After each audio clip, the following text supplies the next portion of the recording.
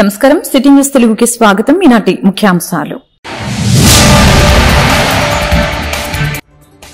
ప్రారంభమైన assembly budget సమావేశాలు 2,94,000 కోట్లతో బడ్జెట్ ని ప్రవేశపెట్టిన ఆర్థిక మంత్రి పయ్యావుల కేశవ్ పథకానికి కేటాయింపులు లేకుండా బడ్జెట్లో 41,000 కోట్లు పెంచారని వైసీపీ నేత బుగ్గన ఆరోపణ.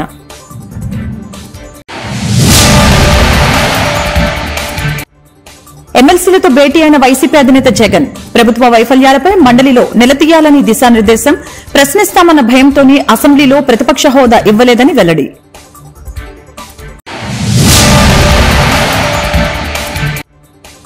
ఫేక్ పోస్టులు పెట్టే సంస్కృతి టీడీపీదే. జగన్ కుటుంబ సభ్యులతో పెట్టిన పోస్టులు డీజీపీకి కనిపించడం లేదా? మాజీ మంత్రి పేర్ని నాని వ్యాఖ్యలు.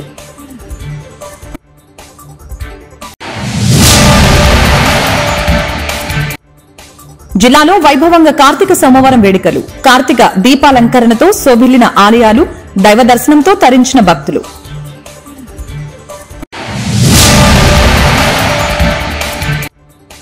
గుంటూరులో ఘనంగా జాతీయ విద్యా దినోత్సవ వేడుకలు. మౌలానా అబుల్ కలాంకి నివాళులర్పించిన కలెక్టర్ నాగలక్ష్మి.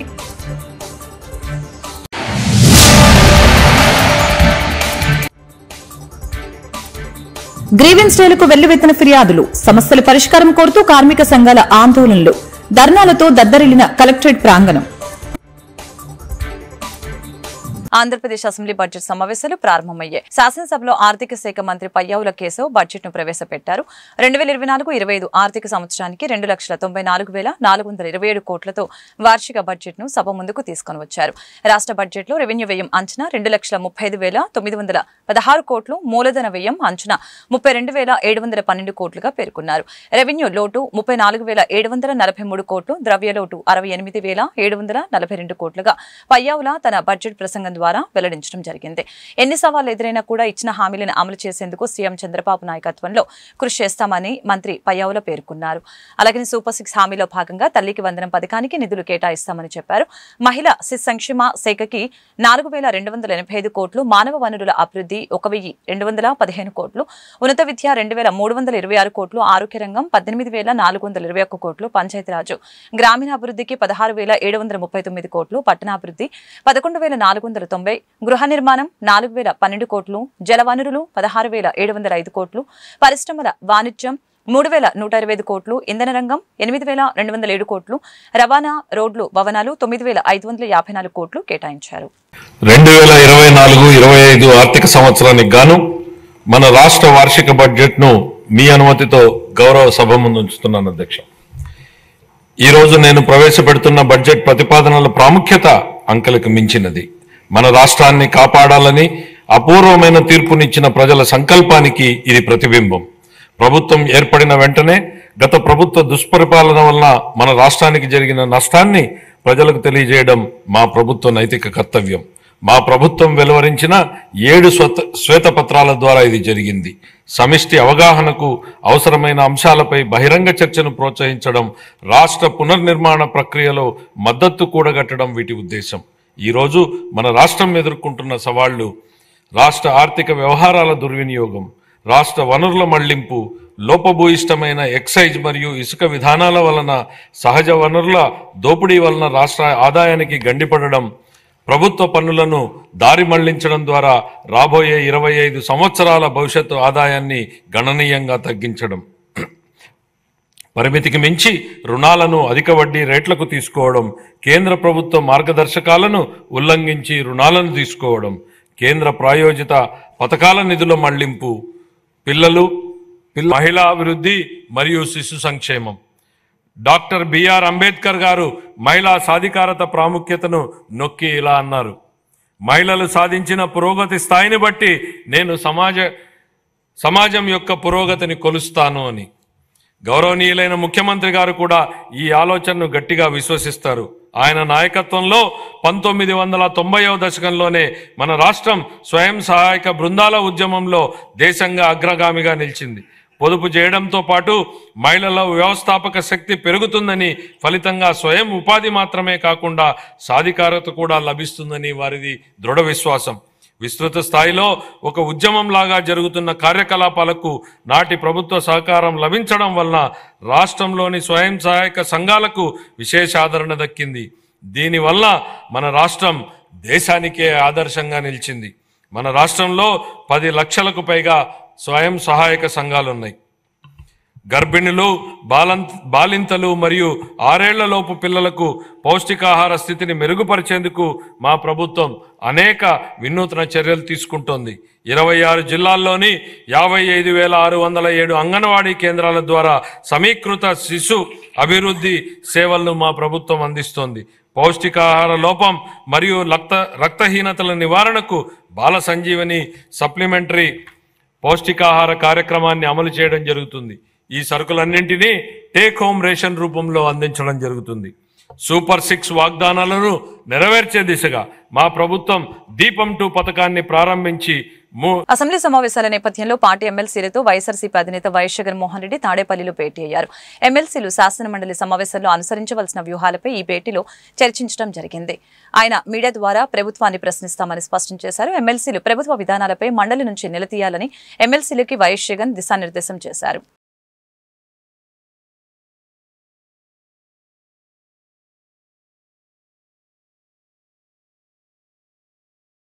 పథకాలు కేటాయింపు లేకుండా కూటమి ప్రభుత్వం ఏపీ బడ్జెట్ ని 41,000 కోట్లు పెంచిందని మాజీ మంత్రి వైఎస్ఆర్సీపీ సీనియర్ నేత ముగ్గున రాజేంద్రనాథ్ రెడ్డి విమర్శించారు. కూటమి ప్రభుత్వం తాజాగా ప్రవేశపెట్టిన 2024-25 బడ్జెట్ పై సోమవారం తాడేపల్లి వైఎస్ఆర్సీపీ ప్రధాన కార్యాలయంలో ఆయన మీడియాతో మాట్లాడారు. మైనస్ లో ఉన్న మీరు 6 నెలల్లో 24,000 కోట్ల ఆదాయం ఎలా పెంచుతారని ఆయన ప్రశ్నించారు. అయితే అంత పెద్ద తీర్పు ఇచ్చిన తర్వాత బడ్జెట్ ప్రవేశపెట్టేటప్పుడు ఎంతో పాజిటివ్ నోట్తో, అంటే బ్రహ్మాండమైన పాజిటివ్ నోట్తో, చాలా ఉత్సాహంగా, చాలా అందరికి కూడా, ప్రజలందరికీ కూడా వాళ్ళ మన్నన పొందేట్టుగా బడ్జెట్ ప్రవేశపెట్టాలి. కానీ చాలా నెగిటివ్ నోట్తో, స్టార్టింగే నెగిటివ్ నోట్తో. అందులో ఇంకోటి కూడా ఏం గమనించినానంటే, గత ప్రభుత్వం ఇంకెక్కడండి 5 నెలలు అయింది కదా, 6 నెలల్లో ఉండారు మీరు, 6 నెలల్లో గత ప్రభుత్వం మొత్తం లెక్కేస్తే 21 సార్లు గత ప్రభుత్వం అనేది ఉంది. బడ్జెట్ స్పీచ్లో 21 సార్లు గత ప్రభుత్వం. ఏదేమైనా కూడా ప్రధానంగా కూటమి ప్రభుత్వం ఎన్నికయ్యేదానికి ఎవరిని అడిగినా కూడా చెప్తారు, ఒక ప్రధానమైన కారణం వచ్చేసి వాగ్దానాలు, సూపర్ 6. ఇంతకుముందు ప్రజలందరూ కూడా ఒక రాజకీయ పార్టీ నుంచి కానీ, నాయకుల నుంచి కానీ మేనిఫెస్టో తెలియాలంటే ఒక 3-4 దశాబ్దాల ముందర చూసినట్లయితే ఏదో ఒక హెడ్ క్వార్టర్స్లోనో ఎక్కడో నాయకుడు నేను ఇది చేయబోతున్నాను, ఒకవేళ మమ్మల్ని ఎన్నుకుంటే ఈ విధంగా పరిపాలన చేయబోతా ఉన్నామని చెప్పేవాళ్ళు. అది ఎవరు కవర్ చేసేవాళ్ళు? 2-3 పేపర్లు ఉన్నాయో వాళ్ళు కవర్ చేసేవాళ్ళు. ప్రజలకు అది చేరేటప్పటికి కొంత చేరి కొంత చేరక కంప్లీట్గా వచ్చేది కాదు. ఆ తర్వాత టీవీ వచ్చిన తర్వాత కొంత టీవీ ద్వారా ప్రజలకు మేనిఫెస్టో కానీ, ఉద్దేశం కానీ, రాజకీయ పార్టీలు, రాజకీయ నాయకుల ఉద్దేశం కానీ ప్రజలకు రీచ్ అయ్యేది. నెక్స్ట్ స్టేజ్ వచ్చేటప్పటికి ఒక మేనిఫెస్టో రిలీజ్ చేయడము, ఆ మేనిఫెస్టోను ప్రజలందరికీ కూడా తీసుకువెళ్ళడం. అయితే ఈసారి 2024లో మాత్రము చాలా ఇంటెన్స్గా, విపరీతమైన ఇంటెన్సిటీతో ప్రచారం చేయడం జరిగింది కొన్ని సంవత్సరాల పాటు కూటమి ప్రభుత్వం, అప్పట్లో తెలుగుదేశం వాళ్ళు. ఈ సూపర్ 6 అనేది ఎట్లా చేశారంటే ఇంటింటికి అంటే ఆంధ్రప్రదేశ్ రాష్ట్రంలో ఉన్న ప్రతి ఇంటికి, ప్రతి వ్యక్తికి అభ్యర్థులు ఎవరైతే ఉన్నారో వాళ్ళందరూ కూడా పోయిన తర్వాత ఒక్కొక్క వ్యక్తి దగ్గరికి పోయిన తర్వాత నీకు 15, నీకు 15, నీకు 18, నీకు 5 10 అవుతుంది, నీకు 15 అని ఈ విధంగా చెప్పేవాళ్ళు అన్నమాట. అందువలన ఏమైంది, ప్రజలందరికీ కూడా విపరీతమైన ఆశ, విపరీతమైన అన్వేషణ బడ్జెట్ గురించి. ఇంకా రాలేదే 15, ఇంకా రాలేదే 18, 5 ఇంకా 10 కాలేదు వాలంటీర్లకని ఒక అన్వేషణ అన్నమాట. ఈ 15, 18 అనేది ఏదైతే స్కీమ్స్ ఉన్నాయో ఈ స్కీమ్ల వలన ఓటర్లు ఎవరైతే 2024 ఎలక్షన్లో ఓటు వేశారో వాళ్ళందరూ కూడా వాళ్ళ మీద చాలా ప్రభావితం ఉందని చెప్పేసి మనం విశ్లేషకులను ఎవరిని అడిగినా కూడా చెప్తారు. ప్రధానమైన అంశం ఇదేని.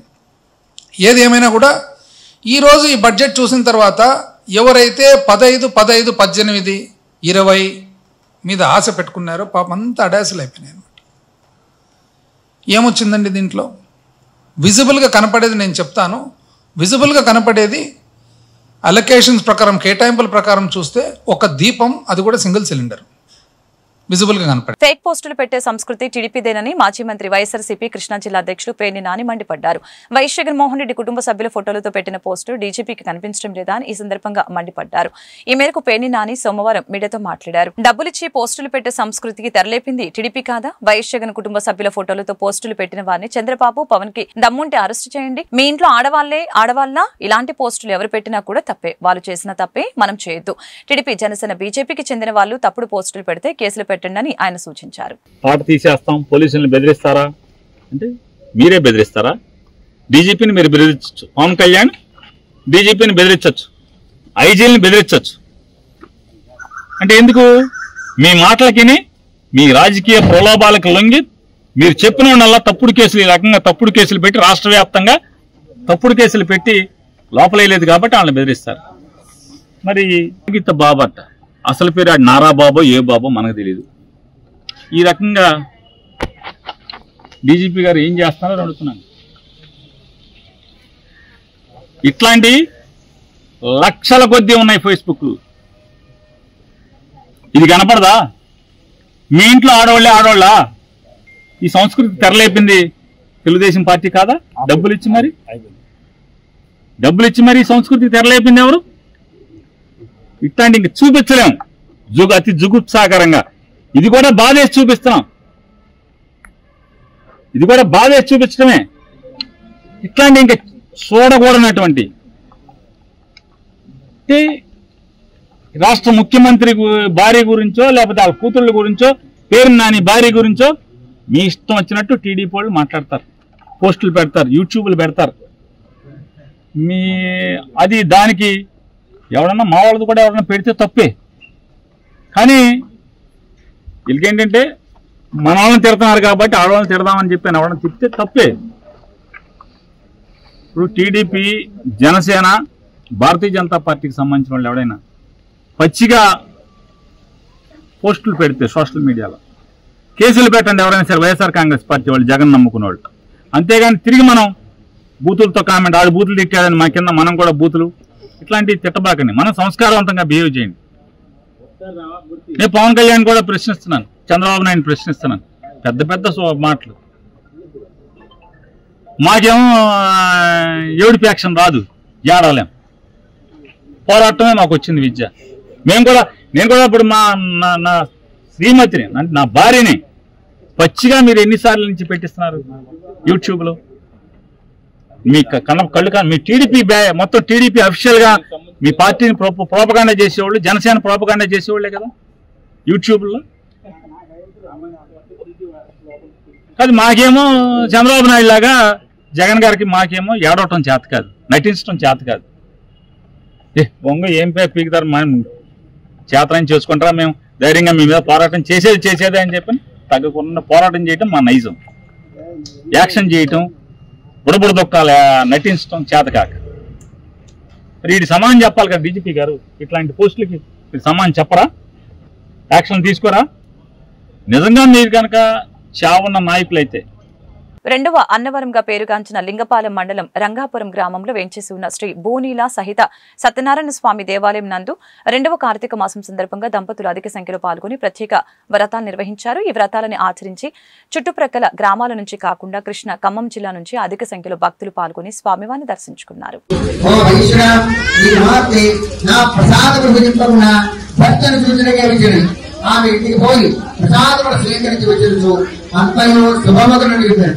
ఆ విధముగా ఆకాశవాణి నుండి నిలబడిన వాడు విని గణాపతి ఇంటికి పోయి స్వామి ప్రసాదములు స్వీకరించి వచ్చాను. ఆమె తిరిగి సముద్ర తీరములకు వచ్చరికి తన భర్త రాముతో కూడా బయలుదేరాడు. అది చింతలో చాలా మంది తిరిగి అప్పుడు గణాపతి తండ్రి ఇంకాను ఆలస్యమేల చేసినవు, ఇంటికి పోరమ్మని. అప్పుడు ఆ వైశ్యులు బంధువు ప్రాతులతో కలిసి నది తీరబడిందని సత్యనారాయణ స్వామి వారి చేసి పిమ్మట సుఖముగాలి చేరుకుని తర్వాత ఐశ్యులు బ్రతికి ఉన్నంతకాలము సకల సుఖాలు వహించి అనంతమైన స్వర్గాలోక ప్రాప్తి పొందాను.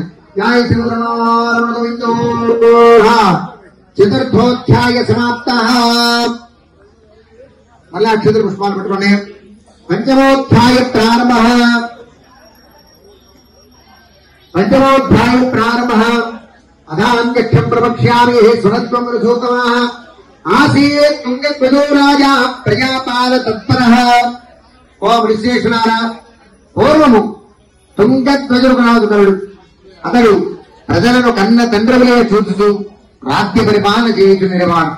ఆ తుంగధ్వజుడు ఒకనాడు అరణ్యములకు పోయి అనేకమైనటువంటి జంతువులను సంహరించి తిరిగి ఇంటికి వచ్చుతూ ఏలూరు జిల్లా స్కూల్ గేమ్స్ ఫెడరేషన్ ఆధ్వర్యంలో ఈ నెల 9, 10వ తేదీలో 68వ రాష్ట్ర స్థాయి స్కూల్ గేమ్స్ అండర్ 14 బాలురు ఫస్ట్ ప్లేస్ అనంతపూర్ జిల్లా, U19 బాలికలు ఫస్ట్ ప్లేస్ అనంతపూర్ జిల్లా, U19 బాలురు ఫస్ట్ ప్లేస్ పశ్చిమ గోదావరి జిల్లా గెలుపొందారు. వీరికి స్కూల్ గేమ్స్ జిల్లా సెక్రటరీ అలివేలు మంగ సురేష్ బాబు, రాష్ట్ర programs coordinator Ravindra Prakash, HM Chakradhar, PETలు వేణు హతహర్, జిల్లా పరిషత్ ఉన్నత పాఠశాల ప్రధానోపాధ్యాయులు డాక్టర్ PS సుధాకర్ చేతుల మీదుగా మెడల్స్, ట్రోఫీలని అందజేశారు.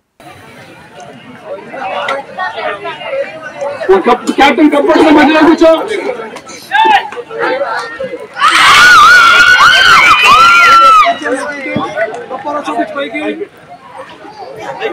रवींद्र मुझे फोटो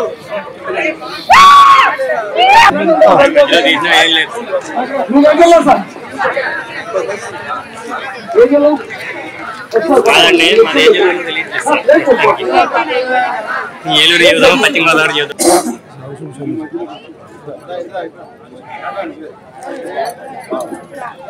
సార్ మెడల్స్ ఇవ్వండి. Second place medals MP Prasad గారు, అబ్జర్వర్ కెప్టెన్ మధ్యలో వచ్చి కప్పెట్టుకోండి.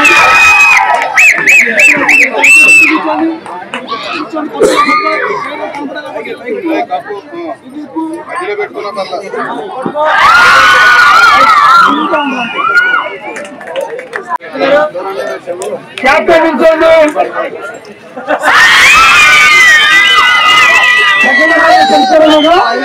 రవీంద్ర గారు పట్టుకో అప్పుడు పడిపోతాయి ప్రసాద్ గారు.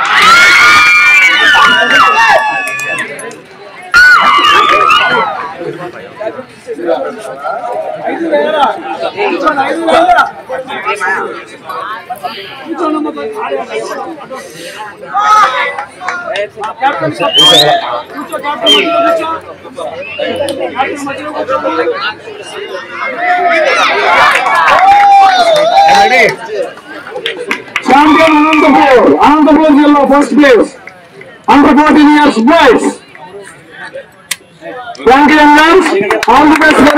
కార్తీక మాసం 2వ సోమవారం సందర్భంగా విజయవాడ సత్యనారాయణపురం శివాజీ కెఫే సెంటర్లో ఉన్న కాశీ విశ్వేశ్వర స్వామి దేవస్థానం నందు తెల్లవారుజాము నుంచి భక్తుల అభిషేకాలు, పూజలు నిర్వహించడం జరిగింది. ఈ సందర్భంగా ప్రధాన అర్చకులు పాడిబండ్ల రవికిరణ్ శర్మ మాట్లాడుతూ స్వస్తి శ్రీ చాంద్రమానిన శ్రీ అంగీరస నామ సంవత్సరం పాల్గొన శుద్ధ తదియ సోమవారం నాడు అంటే ఈ రోజు తాడేపల్లి లక్ష్మయ్య కుమారుడు శ్రీరాముల ధర్మపత్ని తాడేపల్లి సీతమ్మ శ్రీ కాశీ విశ్వేశ్వర స్వామి వారిని ప్రతిష్ఠ చేసి ఉన్నారని తెలియజేశారు. తదుపరి కాలమందు ఈ ఆలయం నందు ఉప ఆలయానికి శ్రీ లక్ష్మీ గణపతి స్వామి, శ్రీ ప్రసన్నాంజయ స్వామి, శ్రీ అన్నపూర్ణదేవి, శ్రీ వల్లి దేవసేన సమేత శ్రీ సుబ్రహ్మణ్యేశ్వర స్వామి నవగ్రహ ప్రతిష్టలు జరిగి ఉన్నాయని చెప్పారు. ఈ కార్యక్రమంలో ఆలయ అర్చకులు, సిబ్బంది, భక్తులు పెద్ద సంఖ్యలో పాల్గొన్నారు. ఈ రకాల అంటే వేస్తున్నావు కదా కదండి మరి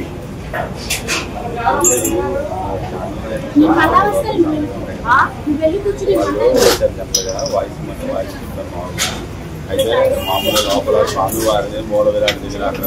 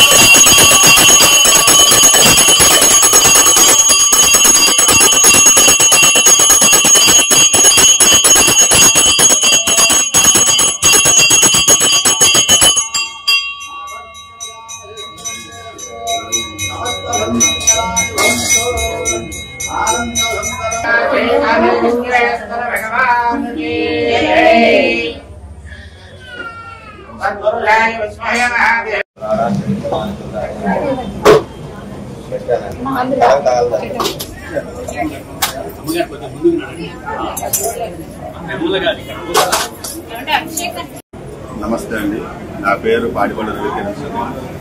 నేను సత్యనారాయణపురం శివాజీ క్షేత్ర శివాలయంలో ఈ యొక్క ఆలయం యొక్క విశిష్టత ఏంటంటే 95 సంవత్సరాలు దాదాపుగా ప్రతిష్ఠించడం జరిగింది. 95 సంవత్సరాల క్రితం ఈ యొక్క ఆలయంలో శ్రీ యొక్క కాశీ విశ్వేశ్వరుడు భక్తులందరికీ కూడా కోరినటువంటి కోరికలన్నీ కూడా తీరుస్తూ కొంగు బంగారంగా ఉన్నారు.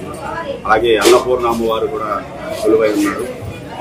అదేవిధంగా వల్లీ దేవసేన సమేత సుబ్రహ్మణ్యేశ్వర స్వామి వారు, అదేవిధంగా సువర్చల సమేత ప్రసన్న ఆంజనేయ స్వామి వారు, లక్ష్మీ గణపతి స్వామి వారు కూడా ఈ యొక్క ఆలయంలో ప్రతిష్ఠించబడి ఉన్నారు.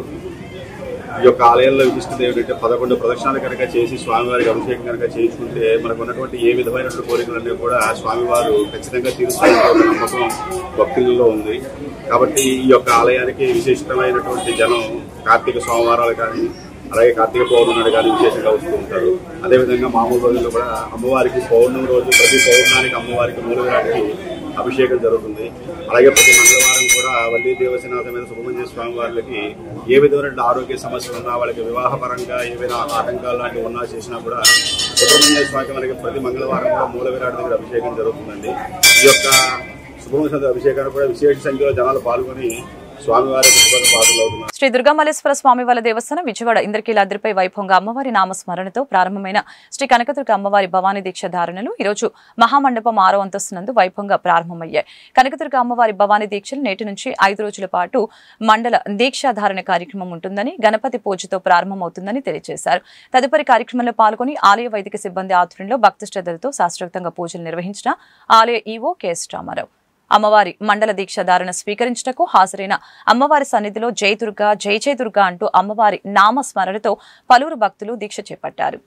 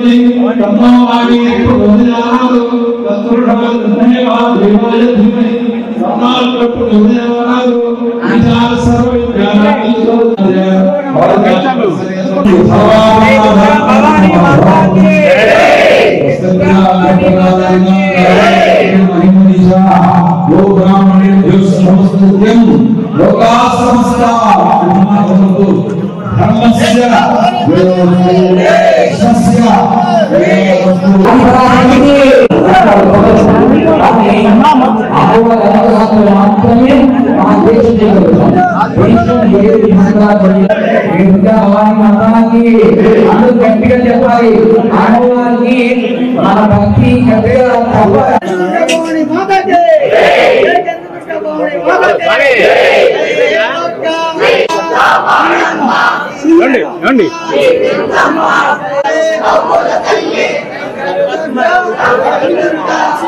ఈ నెల 13 విజయవాడ భవానీపురం దగ్గర బబ్బూరి గ్రౌండ్స్ లో శ్రీ శ్రీ రవిశంకర్తో గానం జ్ఞానం ధ్యానం మహాసత్సంగ్ కార్యక్రమం నిర్వహిస్తున్నట్లు నిర్వాహకులు అనూఫ్ ఫాల్గునులు తెలియజేశారు. ఈ సందర్భంగా వారు మీడియాతో మాట్లాడారు.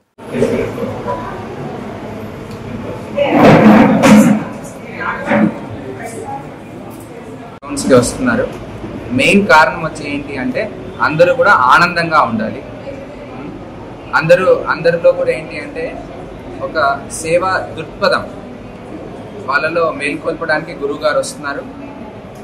ఇంకొకటి ఏంటి అంటే ఇప్పుడు చూడండి, మనకి రీసెంట్గా ఫ్లడ్స్ వచ్చాయి.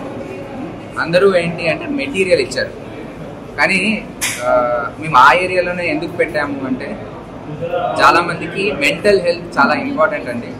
వాళ్ళందరూ కూడా వచ్చి ధ్యానం చేసి సత్సంగానికి అటెండ్ అయ్యి వాళ్ళలో ఆ నెగిటివిటీ ఏదైతుందో అది పోయి వాళ్ళ జీవితంలో ఆనందంగా ఉండాలని ముఖ్య ఉద్దేశంగా గురుగారు విజయవాడకు వస్తున్నారు. కాబట్టి మీరు అందరూ కూడా ఎవరైతే ఇది వింటున్నారో మీరు తప్పకుండా అందరూ కూడా 13వ తారీఖుకి నవంబర్ 13వ తారీఖుకి ఖచ్చితంగా రావాలి. బబూరి గ్రౌండ్స్ పున్నమి ఘాట్ దగ్గర ఖచ్చితంగా రావాలి. నేను ఆంధ్ర ఎఫెక్స్ మెంబర్ని. ఏఓఎల్ అంటే ఆర్ట్ ఆఫ్ లివింగ్కి ఆంధ్రప్రదేశ్ నుండి ఎఫెక్స్ మెంబర్. మనకి ఈ ఆర్ట్ ఆఫ్ లివింగ్ అన్నది శ్రీ శ్రీ పూజనీయులు శ్రీ శ్రీ రవిశంకర్ స్థాపించడం జరిగింది. అది 43 సంవత్సరాలు గురుదేవ్ ఏమంటే ఒక పెద్ద ఆశయంతో ఈ భూభాగం అంటే ఎవరైతే మానవాళ్ళు ఉందో వాళ్ళందరూ కూడా వాళ్ళు ఒక మట్టి నుండి బయటకు వచ్చిన సంతోషమైన జీవితాన్ని ఎలా అనే దానికోసం ఒక ప్రక్రియని తీసుకోవడం జరిగింది. సుదర్శన క్రియ అనే ప్రక్రియ. దాని ద్వారా మనిషి ఒత్తిడి నుండి బయటకు వచ్చి ఆనందమైన జీవితాన్ని గడపవచ్చు.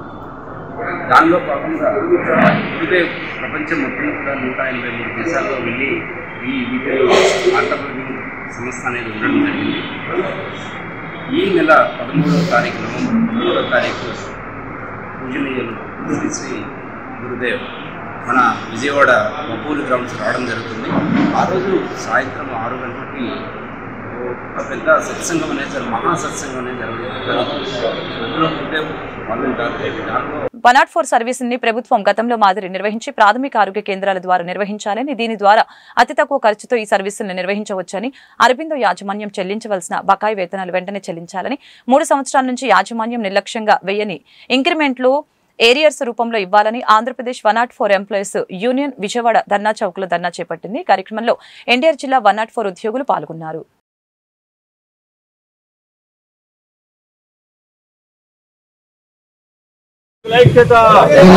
వర్ధిల్లాలి 104 ఉద్యోగుల ఐక్యత. వర్ధిల్లాలి 104 ఉద్యోగుల ఐక్యత. 104 సేవల ప్రభుత్వమే. 104 సేవల ప్రభుత్వమే. 104 సేవల ప్రభుత్వమే. బకాయి వేతనాలు వెంటనే. బకాయి వేతనాలు వెంటనే. బకాయి వేతనాలు వెంటనే. నా పేరు సందీప్ అండి. నేను డిఈఓగా ఉద్యోగిగా పనిచేస్తూ ఉన్నాను. నేను రాష్ట్ర జాయింట్ సెక్రటరీ 104 యూనియన్ తరఫున విధులు చేస్తున్నానండి. మాకు గత ప్రభుత్వం 2020లో జూలై తారీఖు అనేది జాయిన్ అవ్వడం జరిగింది. గత 4.5 సంవత్సరాల నుంచి మాకు ఎటువంటి ఇంక్రిమెంట్స్ కానీ ఏరియర్స్ కానీ ఎటువంటి చెల్లించలేదు. కొత్త ప్రభుత్వం కూటమి ప్రభుత్వం అనేది మేము ఒకటే అర్జిస్తున్నామండి. నేరుగా పిఎస్సీ ద్వారా 104 వెహికల్ అనేది రన్ చేస్తే ప్రభుత్వానికి ఆదాయం చాలా సమకూరుస్తుంది. మిగిలిన అమౌంట్ అనేది ప్రజలకి వేరే సంబంధించిన పథకాల్లో వాడుకోవచ్చండి. గవర్నమెంట్ ద్వారా రన్ చేస్తే, గవర్నమెంట్ హాస్పిటల్ ద్వారా రన్ చేస్తే 50,000 ద్వారా 104 అనేది ఖర్చులు సరిపోతుంది. మిగతా అమౌంట్ అనేది దగ్గరగా ఒక వెహికల్కి 1,20,000, 1,40,000 వరకు ప్రైవేట్ ఏజెన్సీలకి చెల్లిస్తూ ఉన్నారు. అది కాకుండా నేరుగా జీవో నెంబర్ 7 ప్రకారం సిబ్బందిని తీసుకొని 6 డిఎస్సి ద్వారా అయినా పాత స్లాబ్లు తక్షణమే అమలు చేయాలని ఈ గవర్నమెంట్ని, కొత్త గవర్నమెంట్ సార్ కూటమి ప్రభుత్వాన్ని, సీఎం నారా చంద్రబాబు నాయుడు గారిని, అదేవిధంగా డిప్యూటీ సీఎం పవన్ కళ్యాణ్ గారిని మేము వేడుకుంటున్నాం సార్. మా 104 యూనియన్ ద్వారా 104 అనేది 2008 నుంచి స్టార్ట్ అయిందండి. గ్రామీణ ప్రాంతాల్లో ఉన్నటువంటి నిరుపేదలకి ప్రతి ఇంటికి కూడా వెళ్ళి వాళ్ళకు ఉన్నటువంటి బీపీ, షుగర్ కానీ, ప్రెగ్నెన్సీ వాళ్ళకి కానీ అందరికీ డాక్టర్ గారి పర్యవేక్షణలో వారికి కావాల్సిన వైద్య సహాయం అందించుకుని నెలకు సరిపడు ట్యాబ్లెట్లు కానీ, రక్త పరీక్షలు కానీ అన్ని చేసి వాళ్ళని ఆరోగ్యంగా ఉంచడానికి 2008 నుంచి ఇప్పటి వరకు కూడా వారికి సేవలు అందిస్తూ నిర్విఘ్నంగా విజయవంతంగా నడపడుతున్న సేవా సంస్థ అండి ఇది. దీనిలో ఏ ప్రభుత్వం వచ్చినా సరే దీన్ని కంటిన్యూ చేస్తుంది, కానీ ఏజెన్సీలకి ఇస్తుంది, కంటిన్యూ చేస్తుంది. అంతేగాని డైరెక్ట్ గా గవర్నమెంట్ నిర్వహించి ఈ వైద్య సేవలని ఇందులో ఎంప్లాయీస్ అందరినీ కూడా కాంట్రాక్ట్ ఎంప్లాయీస్ గా గుర్తించి వారికి ఏజెన్సీల నుంచి విముక్తి కలిగించి వారి గవర్నమెంట్ డైరెక్ట్ గా నిర్వహించి వీళ్ళ శాలరీలు పెంచి జీవో నెంబర్ ప్రకారం 7 ప్రకారం శాలరీలు ఇచ్చి ప్రతి సంవత్సరం కూడా ఇంక్రిమెంట్లు అనేవి పెంచి ఉద్యోగ భద్రత కల్పించి అలాగే ట్రాన్స్ఫర్లు. ఈ మధ్యకాలంలో విజయవాడని వరదలతో ముంచెత్తిన సంగతి అందరికీ తెలిసిందే. వారిని ఆదుకునేందుకు ఆశ్రిత చారిటబుల్ ట్రస్ట్ ముందుకొచ్చి చిన్న వ్యాపారుల కుటుంబాల జీవనోపాధి కోసం కుట్టు మిషన్లు, తోపుడు బండ్లు, ఇస్త్రీపెట్టెల్ని మరియు వివిధ పరికరాల్ని ఉచితంగా విజయవాడ ఘంటసాల వెంకటేశ్వరరావు సంగీత కళాశాలలో చైర్మన్, వైస్ చైర్మన్ కృష్ణకుమార్ వెంకటేశ్వరరావులో టీడీపీ కార్పొరేటర్ నెలిబండ్ల బాలస్వామి చేతుల మీదుగా బాధితులకు అందజేశారు.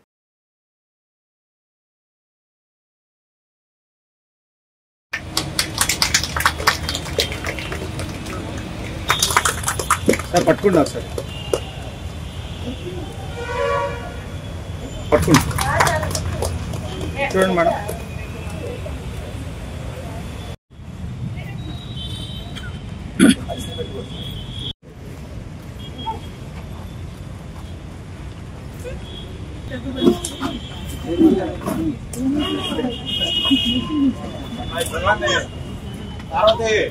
ఓకే రండి సార్.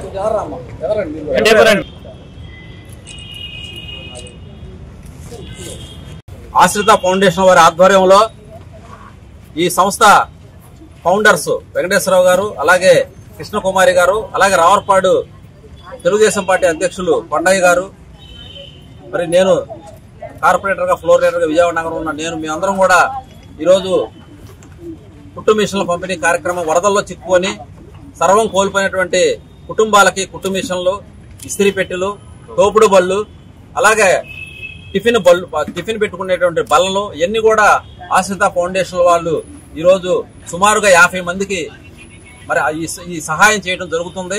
చంద్రబాబు గారిని ఆదర్శంగా తీసుకొని చంద్రబాబు గారు వరదలు వచ్చినప్పుడు ఎలాగైతే 10 రోజుల పాటు విజయవాడ నగరంలో బస్సులో ఉండి కలెక్టర్ ఆఫీసులో ప్రజలకు నేనున్నాను, నేను ఆ ధైర్యాన్ని నింపి ఇంటికి పెద్ద కుమారుల్లాగా చంద్రబాబు గారు మరి ధైర్యాన్ని నేను చూసుకుంటాను, మీరు నిశ్చింతగా ఉండండి అని చెప్పి 10 రోజుల పాటు భారతదేశ చరిత్రలో ఎప్పుడూ లేని విధంగా, భారతదేశంలో ఏ ముఖ్యమంత్రి చేయని విధంగా చంద్రబాబు గారు చేసినటువంటి సేవల్ని దేశం మొత్తం ప్రజలందరూ కూడా చాలా ఆశ్చర్యపోయారు.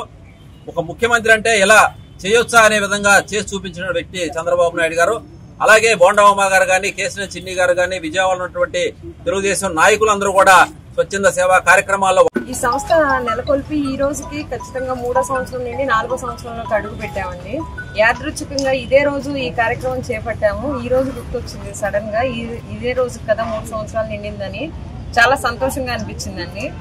నిరుపేద కుటుంబాలకి ఎప్పుడు అండగా ఉండాలని మేము ముఖ్యంగా చంద్రబాబు నాయుడు గారిని చూసి నేర్చుకున్నామండి. చంద్రబాబు నాయుడు గారి ఆశీస్సులు ఎప్పుడు మా పైన ఉండాలని కోరుకుంటున్నాము.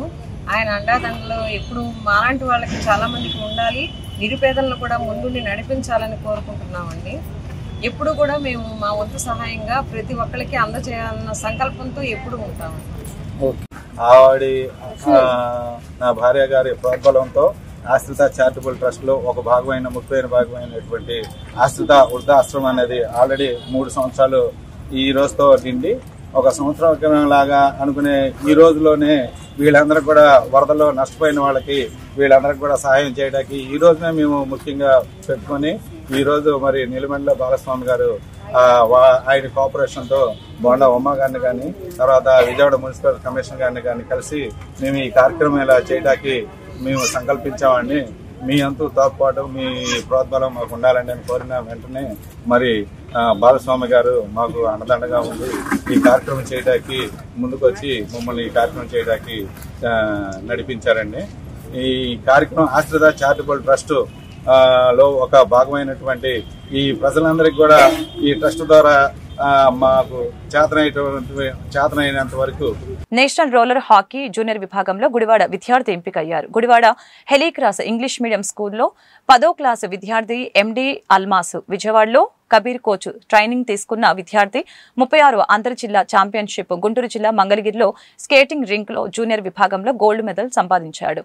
ఎండి అల్మాస్ డిసెంబర్ 5వ తేదీన కోయంబత్తూరులో జరగనున్న national roller skating hockey junior విభాగం పోటీలో పాల్గొననున్న ఎండి అల్మాస్ ని అభినందించిన పాఠశాల ప్రధానోపాధ్యాయులు సిస్టర్ జెనిఫర్, ఉపాధ్యాయులు, విద్యార్థులు.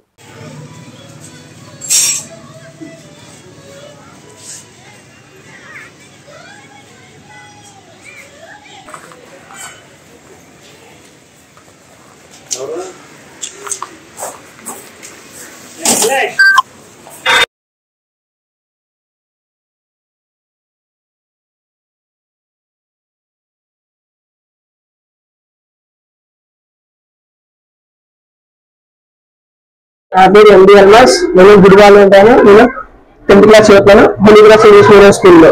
నాకు ఈ స్టేట్ పోటీల్లో నాకు గోల్డ్ మెడల్ వచ్చింది. నేను వచ్చే ఇయర్ డిసెంబర్ 8వ నేషనల్ హాకీ ఆడబోతున్నాను. దానికి నాకు గోల్డ్ మెడల్ వచ్చిన సంతోషంలో మా కోచ్ కబీర్ సార్కి చాలా ధన్యవాదాలు చెప్తున్నాను. కృష్ణా జిల్లా ఎస్పీఆర్ గంగాధర్రావు ఆదేశానుసారం Gudivada traffic SI Prasada Rao, ASI Shankar Rao వారి సిబ్బంది భీమవరం రైల్వే గేటు వద్ద ట్రాఫిక్ క్రమబద్దీకరించారు. ఫ్లైఓవర్ బ్రిడ్జ్ నిర్మాణం దశలో ఉన్నందున రైల్వే గేటు పడినప్పుడు ఒకే రూటు కావడం వలన ట్రాఫిక్ ఎక్కువగా ఉంటుందని ఈ సందర్భంగా తెలియజేశారు.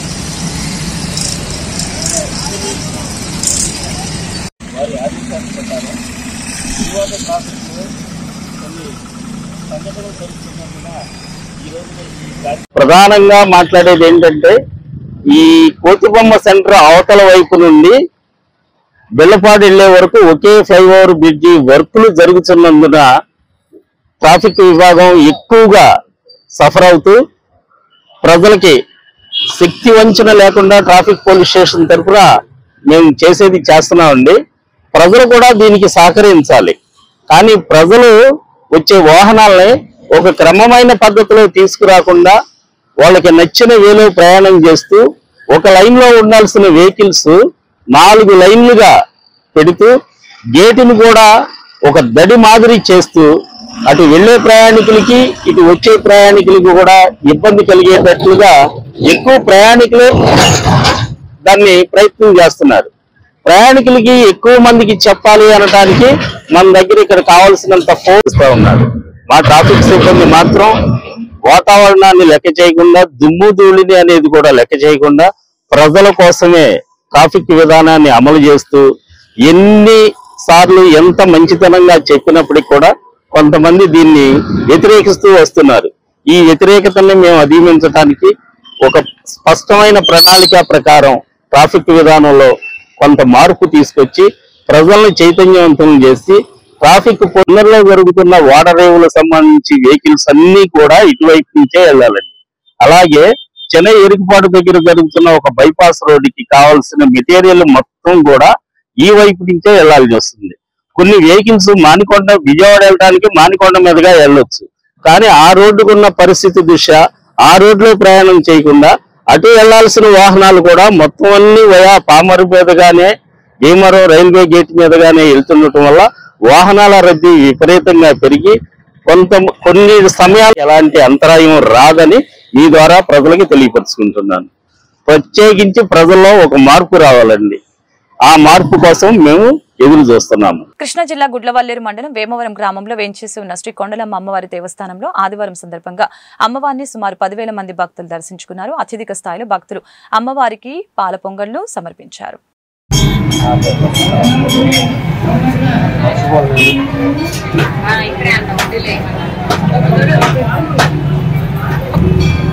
సీను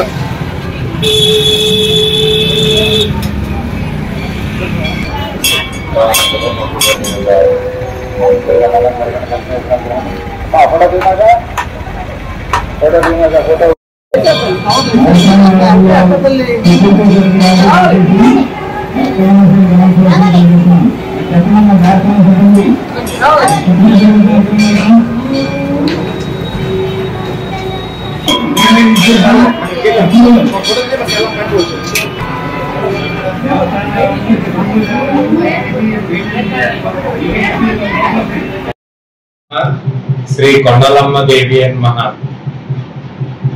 కృష్ణా జిల్లా గుట్లవెల్లేరు మండలం వేమవరం గ్రామంలో చేసి ఉన్న ఆంధ్రప్రదేశ్ ప్రభుత్వం దేవాదాయ ధర్మాదాయ శాఖ ఆధ్వర్యంలో నడపబడుతున్న లోక పావని శక్తి స్వరూపిణి శ్రీ కొండలమ్మ వారి దేవస్థానంలో ఈ రోజున శ్రీ అమ్మవారి ప్రీతికరమైన రోజు ఆదివారం మరియు రవివారం కావాల ఉదయం 5 గంటల నుండి మా దేవస్థానం అర్చక స్వామి శివ సంతోష్ శర్మ గారి ఆధ్వర్యంలో వారి శిష్య బృందంతో శ్రీ అమ్మవార్లకు వివిధ పూజా కార్యక్రమాలు నిర్వర్తించి ఉదయం 6 గంటల నుండి భక్తులకు దర్శనం ఏర్పాటు చేశారు.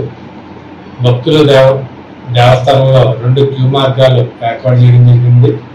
భక్తులకు ఏది సౌకర్యవంతంగా ఉంటే ఆ క్యూ మార్గం ద్వారా అనగా ఉచిత దర్శనం, 2 శీఘ్ర దర్శనం, 50 రూపాయల టికెట్, 50 రూపాయల దర్శనం, ఈ 2 క్యూ లైన్లలో భక్తులు ఏది వాళ్ళకి సౌకర్యవంతంగా ఉంటే ఆ క్యూ మార్గం ద్వారా వెళ్ళి శ్రీ అమ్మవారిని దర్శించి మొక్కుబడులు చెల్లించుకోవాల్సిందిగా కోరుచున్నాం.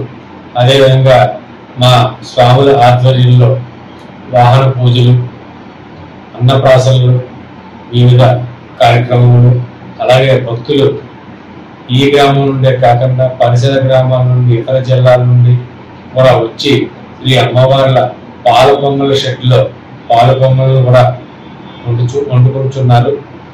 తదుపరి అమ్మవారికి నివేదన పెట్టుచున్నారు. ఈరోజు శ్రీ అమ్మవార్లకు చెప్పే కార్యక్రమాల గురించి మా స్వామి వస్తారు.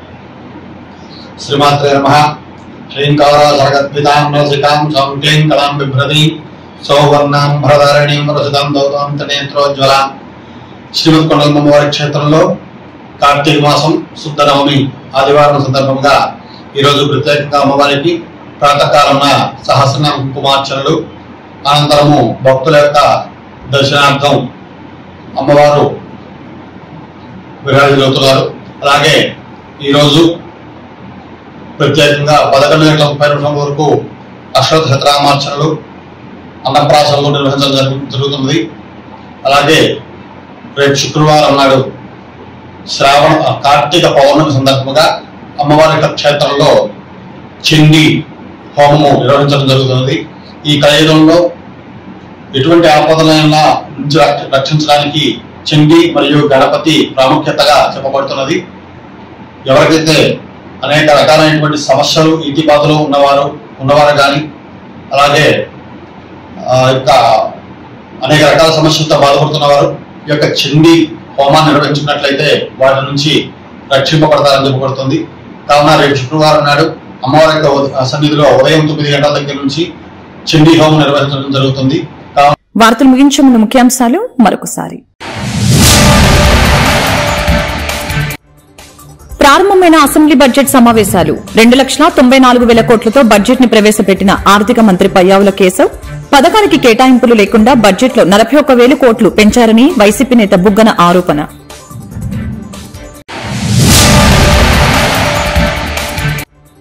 ఎమ్మెల్సీలతో భేటీ అయిన వైసీపీ అధినేత జగన్ ప్రభుత్వ వైఫల్యాలపై మండలిలో నిలదీయాలని దిశానిర్దేశం, ప్రశ్నిస్తామన్న భయంతోనే అసెంబ్లీలో ప్రతిపక్ష హోదా ఇవ్వలేదని వెల్లడి.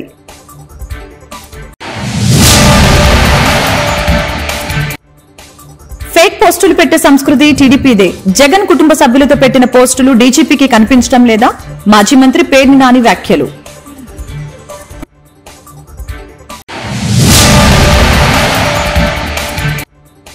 జిల్లాలో వైభవంగా కార్తీక సోమవారం వేడుకలు. కార్తీక దీపాలంకరణతో శోభిల్లిన ఆలయాలు, దైవ దర్శనంతో తరించిన భక్తులు.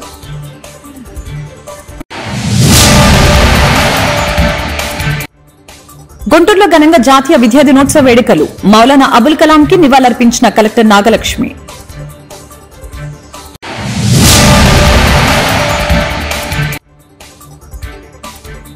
గ్రీవెన్స్ డేలకు వెల్లువెత్తిన ఫిర్యాదులు. సమస్యల పరిష్కారం కోరుతూ కార్మిక సంఘాల ఆందోళనలు, ధర్నాలతో దద్దరిల్లిన కలెక్టరేట్ ప్రాంగణం. ఈ వార్తలు ఇంతటితో సమాప్తం. మరొక బులెటిన్ మళ్ళీ కలుద్దాం. నమస్కారం.